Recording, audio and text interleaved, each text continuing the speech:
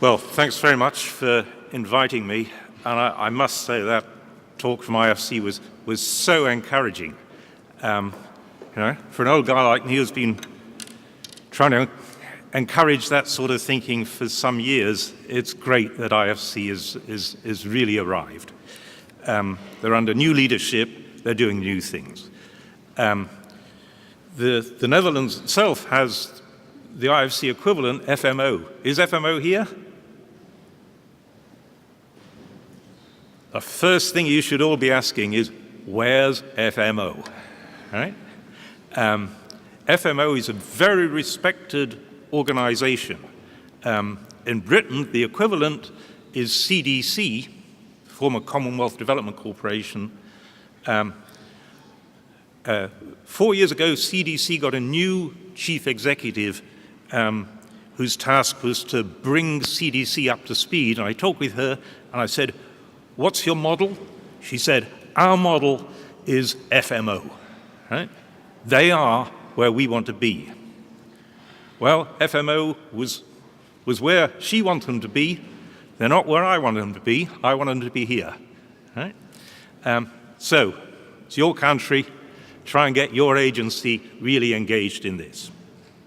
I'm going to, in the few minutes I've got here, I'm going to talk about what I've been working on in Jordan on refugees, but then I'll be talking with a smaller group where I'll be talking more broadly about economic opportunities in fragile states.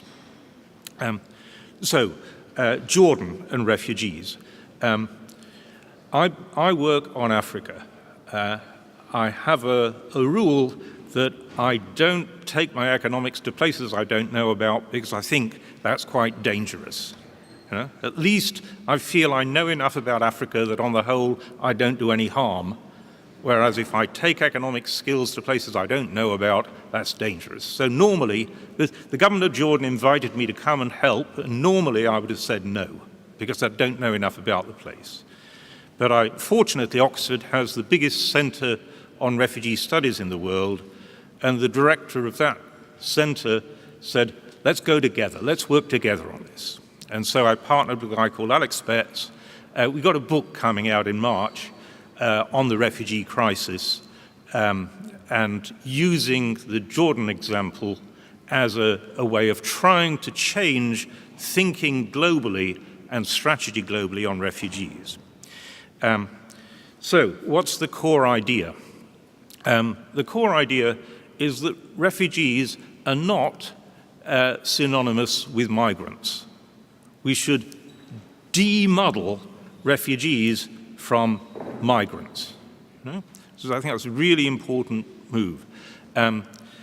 Refugees, what is our duty to refugees and what do refugees basically want? It's not to move to some honeypot to move to California. What refugees really want is to restore normality. The basic phenomenon is displacement. There are 65 million displaced people in the world, and what does displacement mean? It means your home has become unsafe. Either there's disorder in the society, or there's famine, there's some reason why you just cannot sustain your life with your family in your home, and so you have to leave it. And your big hope is to go back, generally. Until you can go back, what our duty is, a duty of rescue, is to restore as much of normality as possible. And what is the fundamentals of normality?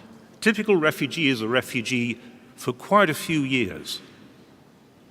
I should say conflicts end. They always end. And so peace is at some stage restored, not always a nice peace, but peace. And so going back is usually, not always, but usually feasible. And that's what most people who are displaced want. But in the meantime, for the years when people are not able to go back, what does restoring normality mean? First and foremost, it means an ability to preserve autonomy and therefore to earn a living. And the global framework, policy framework on refugees is so fundamentally inadequate that it doesn't recognize that. Global strategy on refugees is still stuck in the late 1940s. It's the last part of international global architecture post-war that hasn't yet been revised, reformed. And it's frankly hopeless. Its core is temporary shelter, temporary food in camps. Whilst I was in Jordan, I went to the camps. I went to Zaatari, the biggest of the camps, 90,000 people, life on hold. Went to talk with households. Talk with a 16-year-old boy. You in school? No, there's no school. What do you do? Housework. What's the house? Porter cabin. You got any brothers, sisters? Yeah, I've got an 18-year-old brother. What's he doing? Ah, he's gone back to Syria. What's he doing in Syria? Don't ask. And then, whilst we were visiting Zaatari, when we'd finished that visit, my Jordanian host, who wasn't that interested in the camps, I have to say, said, "Do you want to see something that we're really proud of?" Yeah, I said, "It's only 15 minutes away, let's go and see it."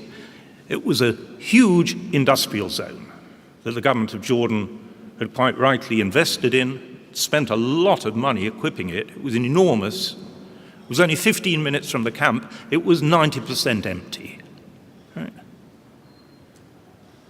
And so you juxtapose 90,000 people unable to work, life on hold, right next door, a vast industrial zone that's empty. You know, you don't have to be a professor of economics at Oxford to work out what to do. Right? But nobody had done it. That situation had been there, stagnant, for 4 years. Right? So Alex and I came up with an idea, and we floated it with the Jordanian government. Suppose we got the international community to bring in firms to this zone and to other zones, and they provided jobs. Would you permit refugees to work in them? And of course, the initial attitude is, well, what's in it for us? You know, if we see a load of jobs coming for refugees and there's nothing in it for Jordanians, no government is going to be able to survive that. So we said, well, let's split the jobs. Let's do, 70% refugees, 30% Jordanian.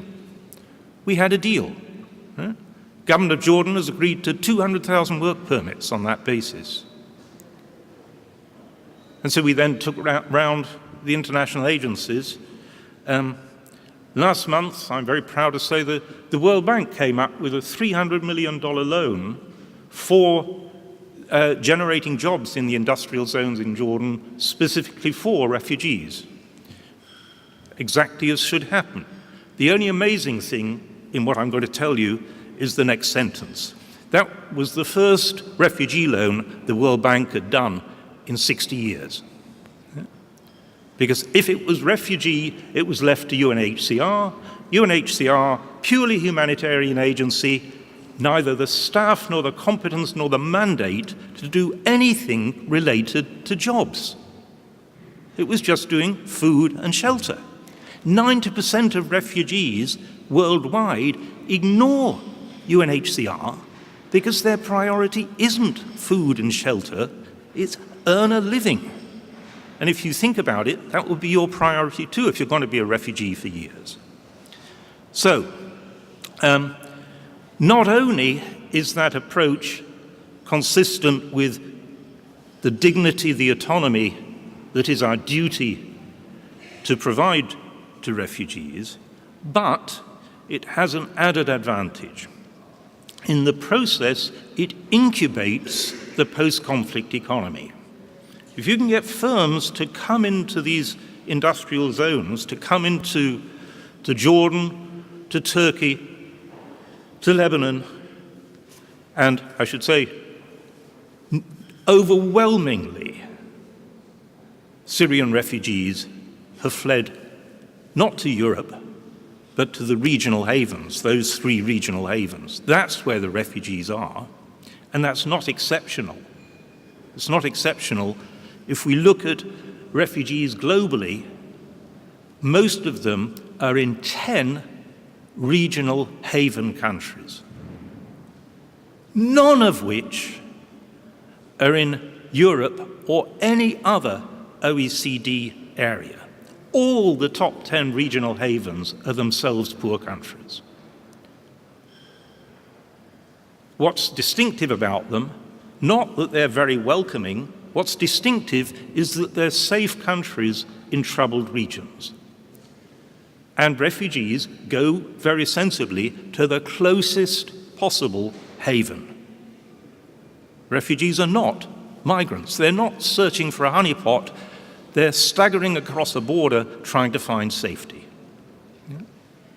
And so our priority should be, quite generally, to take jobs to these regional haven countries, the 10 regional haven countries. If we could provide pretty well permanent jobs in these haven countries, the actual populations of refugees in each haven might change depending upon which country in a disturbed neighborhood is disturbed. But that will be the structure. So, in my last closing minutes, let me get back to the thread. What's the advantage of taking jobs into those regional havens?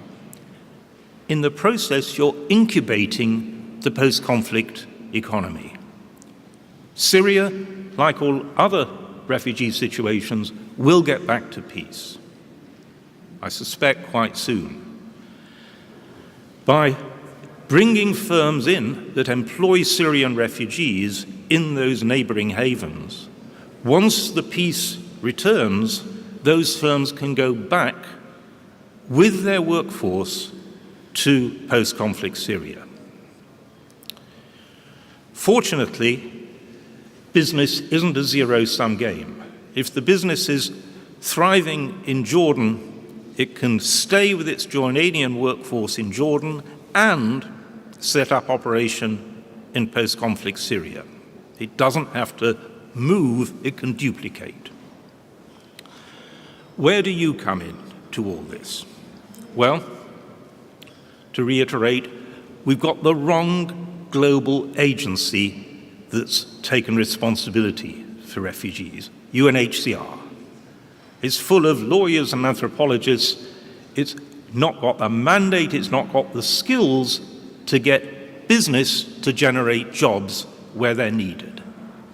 This is not controversial.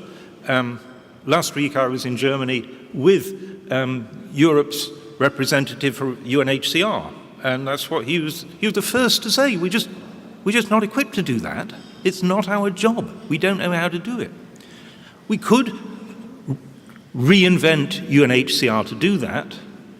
A quicker, more straightforward idea is to encourage the agencies we've already got, like IFC, World Bank, to actually step up and do it. FMO, that's why FMO needs to be here. Where do you come in? As the gentleman from IFC said quite correctly, and I agree with everything he said, the essence of this is going to be partnerships. Right? And the 3 key components of partnerships are NGOs, business, and public money. Public money is going to be vital because what we're all trying to do is to get business to go to places that it doesn't particularly want to go to. Right? Going and operating with refugees in Jordan is not a license to print money. It's going to be hard. Right? There's a big public interest in doing that. By generating those jobs, we're fulfilling the global duty of rescue towards refugees. But for the business, it's going to be hard. It's appropriate that public money pays for that public benefit. NGOs can give the international agencies the license to do that. You know, the last 15 years, the aid agencies have been so terrified of criticism, they've run off into a often pretty low-value social photogenic agenda. You know, it's called putting a smile on a child's face. And it sounds very nice. It takes really good photo images, but it's a hiding to nothing, right? It's not helping these countries permanently escape poverty. And so, NGOs, you are the people that can push, at the minimum permit, but what you should be doing is pushing public agencies to get serious with their money and actually bring business into the environments that otherwise it won't go to. What we want business to do in those environments is not the corporate social responsibility agenda. You know, if you Google what are the big international companies doing on refugees, they'll all have some story to tell you, and it's basically they send blankets. They use a little bit of their profits to send blankets or tents or something. What they should be doing is their core job, their core skills in places that need those skills. They should be, they and only they can generate the jobs that refugees need. So, public money, it's needed to incentivize, NGOs can permit it. NGOs, you also are the people who most interact with refugees. You know the context, the businesses don't. My final comment is I'm enormously proud and pleased that for the first time, the World Bank's concessional money, the World Bank raises concessional money in 3-year tranches. They're called IDA, International Development Association. And the tranche that will be signed up in December, which is called IDA 18, so multiply 18 by 3 to discover how long this has been around, right? Over 50 years, the first time ever, there's $2.5 billion in that called the private sector window. That's euphemistic language for saying, at last, there's permission to use a bit of public money to help to get private firms to go to the countries that need them most. At that point, I think I'll close.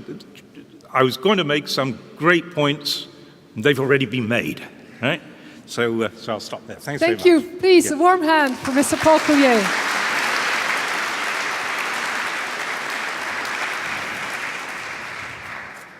I am listening to your wonderful insights about Jordan, and at the same time I did a consultancy a couple of years ago before the Syrian revolution and Syrian crisis and war broke out. Jordan had already taken in hundreds of thousands of Iraqi refugees, and most of them indeed were urban refugees. And I felt, and this is something common in the Middle East, I think Lebanon is a very good example of that as well, that host communities are not so thrilled by the idea that refugees will take jobs. How do you deal with this dilemma with the Jordanian authorities and the host communities? Yeah, that's absolutely right. I should say, I was talking with the Jordanian authorities 2 weeks ago. They're very anxious that there'll be a new wave of refugees from Mosul. You know, a population of getting on for 2 billion, desperate fighting going to happen there. They anticipate a big spillover of refugees into Jordan. We have to arrange deals that are mutually beneficial. This is where the Geneva Convention is actually completely irrelevant in these contexts. I said 10 governments are the governments of the haven countries where most refugees are. Not a single one of those 10 governments is a signatory to the Geneva Convention. Right? Well, Turkey is, with an exception, with of an course. exception. Yeah. So we can't coerce governments into accepting refugees and letting them work. We just can't do that. It would be a hopeless and indeed a shaming agenda. Europe's role, our duty of rescue, is to make it viable for the haven countries to welcome refugees and let them work. And the only way we can do that is bring in enough jobs so that there are not only jobs for the refugees, but jobs for Jordanian citizens in this case that otherwise wouldn't have been there. And that's the advantage of starting in the zones, because that way the government can point to new enterprises that have created jobs and the ratio in which they're shared. Well, if I'm informed correctly, the Jordanian government has actually compiled a list of jobs that Syrians are allowed to do and not are allowed to do. And we know from the example in Lebanon with the Palestinian refugees that this actually created an added problem, because all the talents of the Palestinians were, they couldn't work as a doctor, they couldn't work as a teacher, they could only work as a car mechanic or maybe do some sewing or cooking classes. How is that in Jordan at this moment? Well, the zones have been the solution. And once you get a pattern established of a lot of new firms coming in with those jobs being shared, then, as it were, the temperature may well go down. What you absolutely can't do is start by finger-wagging, moral exhortation threats. If anything is designed to create resistance, it's that. Right? The donors have been playing that game in Africa for 30 years. It was called donor conditionality. Do this or else. And any psychologist can tell you what that produces is a concept called reactance, where in order to re-establish autonomy, the government tries to do the opposite. Well, and I think if there is some finger wagging to be done, it should be done perhaps at the Dutch government or at some of the European countries as well. Because if you look at our budget at this moment, is that I think the Netherlands has now become the biggest beneficiary of ODA money, because we use the budget for development cooperation to receive the first year reception of refugees in the Netherlands. In 2015 it was 1.3 billion euros. How can NGOs, people, activists, companies convince European governments to actually use that money for the kind of investments you're looking for? Bravo. Isn't this utterly shaming? You know, Sweden, this heroic government of Sweden, has halved its aid budget. Halved it to divert it. Do we know figures? What's the number, half of its aid? Well, the Swedes are pretty good, aren't they? You'll have to Google it. All right? These guys will have it in about 3 minutes, or 3 seconds or something. But isn't this just shaming that the poorest people on earth are in fact being asked to pay for Europe's refugee crisis? What refugee crisis? Good God, where are the refugees? They're in the havens, they're not here. The numbers here are tiny relative to what's happening in the havens. It's more disgraceful than that we're cutting our aid budgets. We expect the poorest people on earth to pay. Our support for the Syrian refugee problem should have started when the phenomenon started in 2011. And instead, we just left those regional haven governments to hang out to dry. The government of Jordan had to bear the burden of the costs.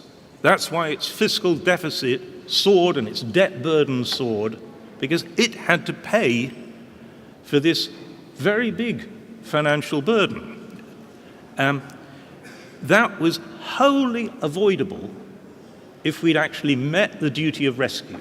Europe's comparative advantage is that we've got the firms that can bring the jobs, we've got the budgets that are big enough to finance the costs of refugees in the haven countries. For us, it's trivial.